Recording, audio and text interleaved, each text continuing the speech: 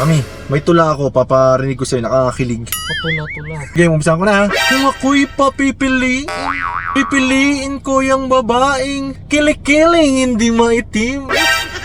Kung ako'y papipiliin, Tagal naman na nagtutula. pipili ang babaeng singit ay di maasim.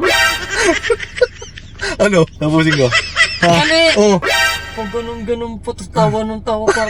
Sige ako. Oh, sige. Ako magtutula. Hindi, tapusin mo muna ako. Ay, ako na. Oh. Kung ako'y papipiliin, Oh. ang gusto ko ay hindi gelatin. Oh. Kung ako'y papipiliin, ang gusto ko napakaputi ng kanyang Hoy, Kung ako'y papipiliin, tama na. ang amoy ng kuyukot ay hindi maasim. Mami naman, grabe ka naman magtula. Parang namimerso. Patapusin mo kasi ako, mami. Hindi mo ako pinatapos sa'yo. Tinitira mo ako on the spot. Bakit? Personalan. Bakit ka naman ka? Kung sinabing ikaw tula nga rin Patapusin mo muna kasi ako. Ito kasi yun, no, di ba? Kung ako'y papipiliin, ang babae kong napili ay sulit na rin. What? Dahil lahat ng katangian na binanggit ko'y wala sa kanya. Di ba? Sabi Oh. mo, ang kanyang hindi ay maitim. Ibig sabihin sa akin maitim.